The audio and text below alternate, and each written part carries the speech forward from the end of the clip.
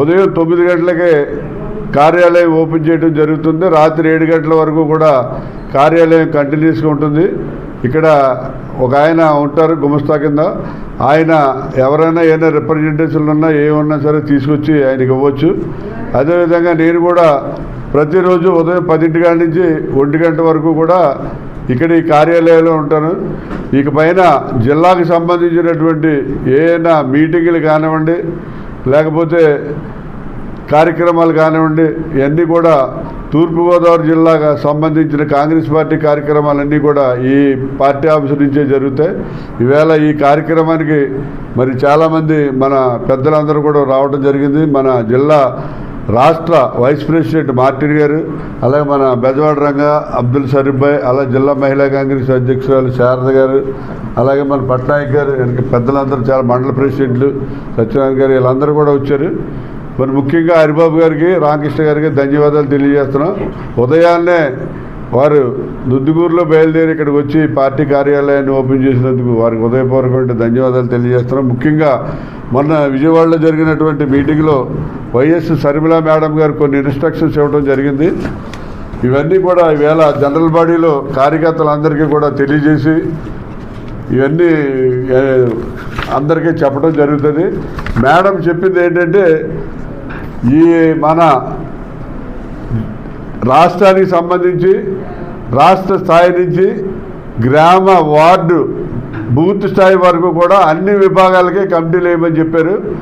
ఆవిడ ఇచ్చిన డేట్స్ ప్రకారం మన తూర్పుగోదావరి జిల్లాకు సంబంధించి అన్ని మెయిన్ కమిటీ, మహిళా, ఎన్ఎస్యు, యూత్, అలా అన్ని విభాగాలు కూడా మరి త్వరలోనే ఆవిడ ఇచ్చిన డేట్కి కంప్లీట్ చేస్తామని చెప్పి ఈ సందర్భంగా తెలియజేస్తున్నాం.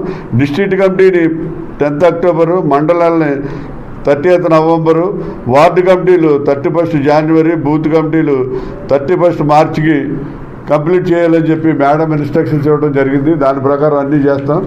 అలాగే రాజమండ్రిలో ఉన్నటువంటి 52 వార్డులకి కూడా త్వరలోనే 52 వార్డు కమిటీలు కూడా వేసి రాబోయే కార్పొరేషన్ ఎన్నికలకి కార్పొరేటర్ క్యాండిడేట్లుగా అందరినీ కూడా 52 వార్డులను కూడా మన లీడర్స్ని తయారు చేయడం జరుగుతుంది.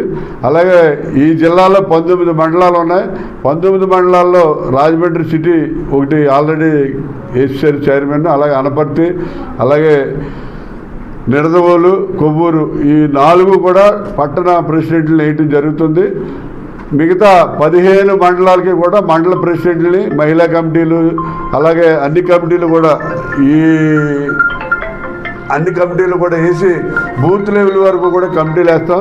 ఎవరైతే పార్టీ ద్వారా, కాంగ్రెస్ పార్టీ ద్వారా సేవ చేయాలని అనుకుంటారో వాళ్ళందరూ కూడా మరి కాంగ్రెస్ పార్టీలో వచ్చి జాయిన్ అయినట్లయితే వాళ్ళందరికీ సముచిత స్థానం ఇస్తాం.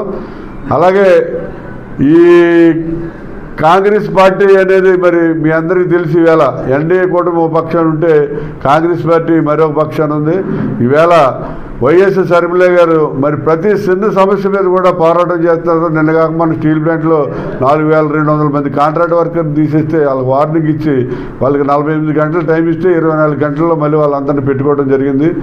ఇక వైఎస్ఆర్ పార్టీ అన్నది ఇంకా కనుమరుగు అయిపోయినట్టే. ఎందుకంటే జగన్ గారు నాకు తెలిసి ఆయన రాజకీయాలకి సూటబుల్ కాదు.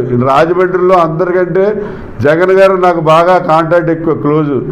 నేను ఆయన క్లోజ్ అబ్జర్వేషన్లో నేను తెలుసుకుంది ఏంటంటే ఆయన is a best business man.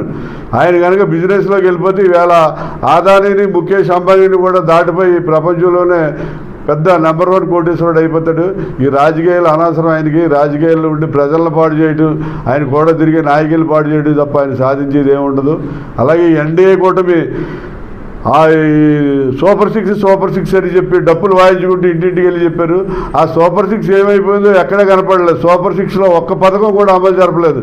స్త్రీ శక్తి అన్నారు, వేయలేదు. అమ్మఒడి పథకం అన్నారు, ఎవరికే ఏమీ వేయలేదు, పిల్లలకి ఎవరికి కూడా. అలాగే ఫ్రీ బస్సులు అన్నారు, మహిళలు ఫ్రీ బస్సు లేదు. అలాగే రైతు గ్యాస్ అన్నారు, గ్యాస్ సిలిండర్ లేవు. అలాగే నిరుద్యోగ భృతి అన్నారు, లేదు.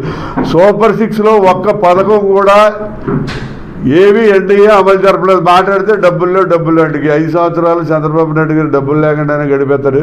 ముఖ్యంగా చెప్పేది ఏంటంటే ఈవేళ మన సుప్రీంకోర్టు జడ్జెస్కి హ్యాట్స్ ఆఫ్ చెప్తున్నామండి. చాలా సూపర్గా జడ్జిమెంట్ ఇచ్చారు. నేను అసలు ఊహించలేదు ఇటువంటి జడ్జిమెంట్.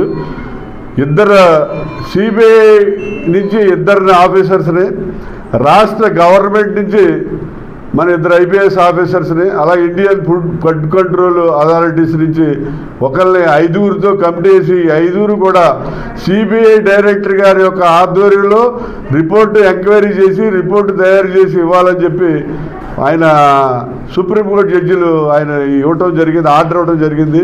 అది చాలా సూపర్బ్. ఎందుకంటే నేను మొన్న లాస్ట్ ప్రెస్ మీట్లోనే చెప్పాను.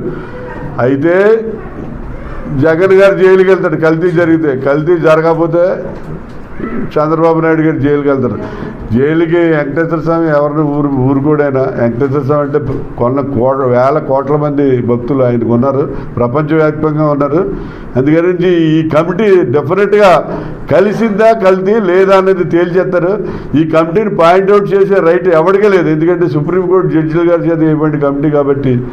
కల్తీ కలితే జగన్ జైలుకి, కల్తీ కలకపోతే చంద్రబాబు నాయుడు గారు వెంకటేశ్వర స్వామి ప్రతిష్ట దిగజార్చాడని చెప్పి వెంకటేశ్వర స్వామి భక్తులందరూ తిరగబడి చంద్రబాబు గారు ఆయన కొట్టే పరిస్థితి వస్తుంది. కాబట్టి ఇద్దరిలో ఎవరో ఒకరు లేచిపోవడం గ్యారంటీ.